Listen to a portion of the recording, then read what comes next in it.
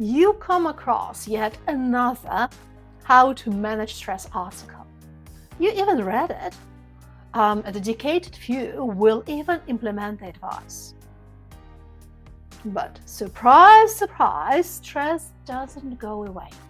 And it won't, because it's been constantly fed by you choosing to quickly get rid of problems, not solving them, not making proper decisions, but getting rid of instead of addressing them. Welcome to the Unbound Mind, where we challenge cultural narratives and comfortable lies that keep you trapped in stress, struggle, suffering, and stuckness. So, if you are ready to reclaim your power and set yourself free in business and life, let's go. Unbound Mind. When this shows up. Check this out. Does it sound familiar? Slashing R&D to hit quarterly numbers. Pushing immediate sales over building long-term customer relationships. Opting for quick promotions over a sustainable strategy. Relocating resources from cybersecurity because breach hasn't happened yet. Pushing products to market to answer the declining share. Offering perks instead of fixing the toxic culture. Introducing new software instead of fixing operational management. Increasing ad spend instead of addressing poor brand equity. Or engaging in trial and error tactics. All this destruction, only one powerful bias. Say hello to short-term solutions bias. Meet your new enemy, short-term solutions bias. This is your answer to the question, what can I do to make this problem or pain stop now? It's very similar to immediate gratification we talked about in the previous sessions. The subtle difference being, immediate gratification is primarily an emotional, physiological impulse driven by the need for quick pleasure or relief from discomfort. It focuses on the feeling in the present moment. It will sound like, I want the pleasure or relief right now, regardless of future consequence. Short-term solutions bias is the cognitive and behavioral pattern where you select an action or fix that addresses the surface-level symptom, even when you know it creates a bigger problem later. It's the action that results from the impulse. In comparison, it's more like, what action can I take to make this problem or pain stop now so I can move on? And to answer this question, we come up with something that looks like a plausible fix. Either we don't know or disregard the fact that this is just avoidance of dealing with the real issue. Because our true motivation is getting problems off our plate without the messy work of actually solving them or making proper, rational, and sound decisions. The immediate result feels gratifying. You did it. The issue has gone, well, kinda. But the consequences don't send warning letters. They compound quietly in the background, collecting interest on your shortcuts. Then, one day, surprise, the bill shows up with decades of damage attached. And just to make it even more damaging, this bias comes with a partner.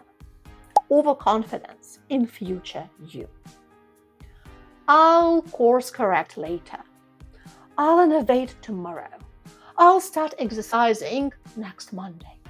I'll deal with that ecosystem collapse, well, eventually, maybe. Immediate feels manageable. Eventual feels theoretical. And if you want to see how overconfidence turns into business nightmare, check this out here. The hidden costs. I guess your natural question may be, how getting rid of problems can end up in stress, struggling, suffering, and some businesses. Yeah, it shouldn't if you get rid of root causes. But if you avoid them, they will compound to haunt you. If you've never heard about negative compounding, well, it's huge, probably because nobody talks about it. This video introduces you to its destructive power.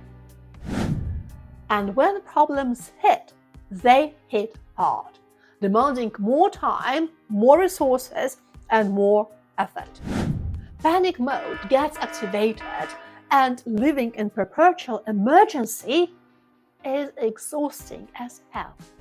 And then there's always this undercurrent of anxiety about when it all collapses, eroding your stability.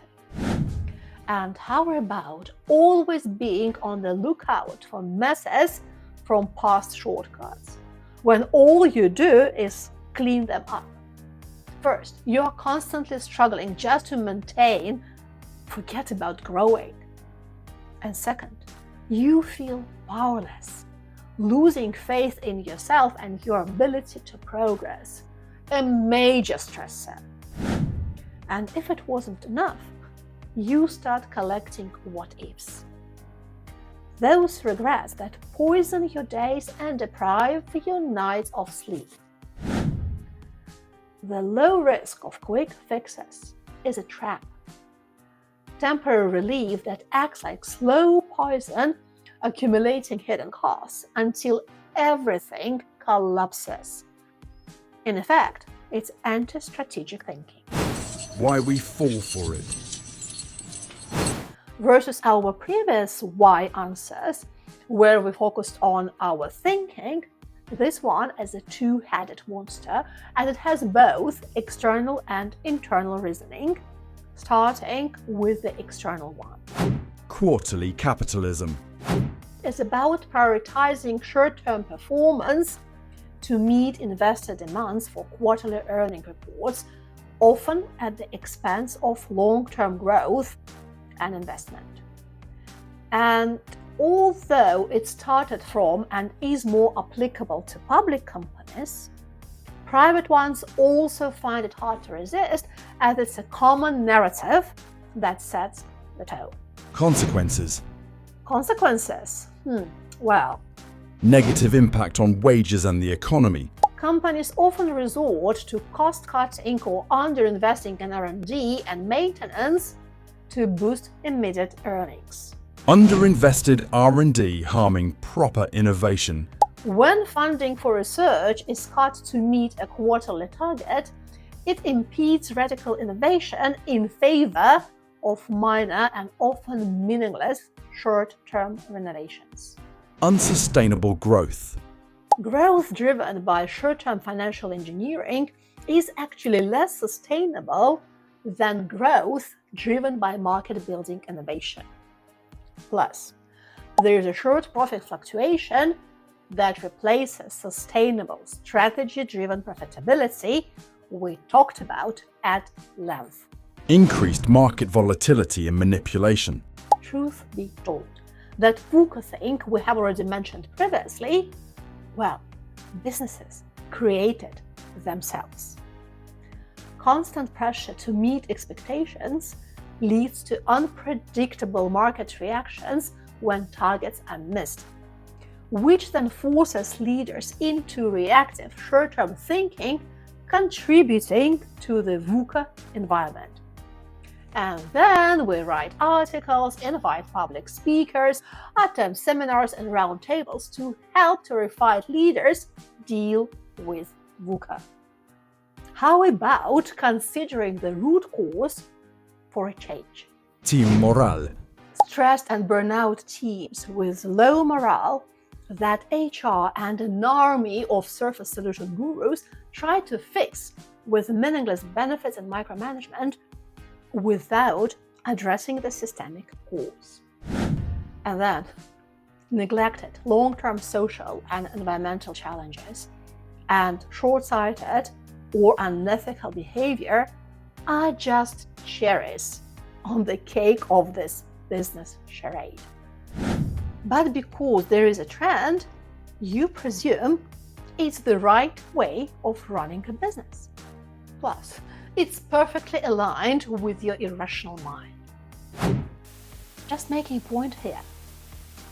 You run your business from the place of irrational thinking that gets glorified by business society and accepted as best practice. And how is this working for your business, dare I ask? And for your mental health? Psychological cacophony. This is yet another evolutionary inheritance. Brilliant for not becoming prehistoric lunch, less brilliant when predators wear suits and carry quarterly reports. Your brain threat avoidance system screams, do something about it now. It's reactive, stress-based, driven by anxiety, fear, laziness, and aversion to pain, discomfort, cost, and effort. Pure survival mode. Here is why you're wired for self-sabotage. Let's look at the cacophony of voices that plays in your head while you're considering the destiny of the failed project. So, assuming your 6-month project is fundamentally flawed and must be scrapped and restarted, meaning you have to admit sunk cost and massive failure. This is what's happening in your head. Present bias. If we restart the meeting today, it will be terrible. Let's just avoid it. Quick relief addiction. The discomfort of admitting failure must be stopped instantly. Let's just lie and say we're pivoting. Cognitive load. Redesigning the whole system is a huge mental burden. We can't handle the blueprints. Let's keep applying duct tape. Status quo bias. We've invested so much time. To change now would invalidate the past 6 months. Keep doing what we're doing. Optimism bias. It's fine. The client will barely notice the broken parts. We'll fix it in phase 2 or phase 3, well, definitely before 2030. Overconfidence bias. 2 weeks is plenty. I'm 3 times faster than anyone else on the team, and I can just brute force any problems that pop up. Fear of failure. Restarting means admitting we failed. Failure is avoided at all costs. The project is fine. Fear of change. A new project scope, new architecture. That's too much novelty. Stick to the familiar broken code. And the irony? This bias comes from positive intentions. I need to solve this problem now. But as we know, good intentions are how we pave the road to hell. Screw the narrative. You know, here is supposed to be our bullshit detection part.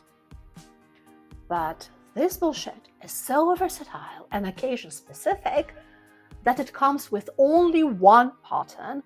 Any excuse works as long as it makes you forget about long-term consequences. Honestly, anything goes as long as the visible problem goes away. And who cares about the invisible ones, right? The mirror test. You see, beating this bias means doing what your brain hates most. Choosing temporary discomfort, even when it leads to long-term benefits.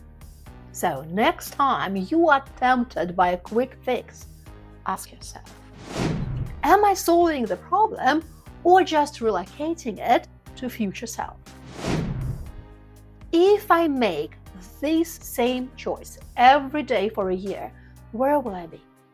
If that answer scares you, you are choosing short-term relief over long-term results. What would 80-year-old me want me to do right now? Usually, that person wants you to act strategically and take good care of yourself, your team, and your business. Look around. How many current problems are compound results of past shortcuts? How many challenges could have been prevented with long-term thinking? And if you keep making the same choice you are making now, where will you be in 10 years? Excited about that person? Or maybe quietly horrified? Unbound mind. Remember, that thing you are avoiding, it won't get easier tomorrow. It gets only harder as avoidance compounds. You can keep choosing immediate relief and temporary comfort, wondering why problems grow and options shrink.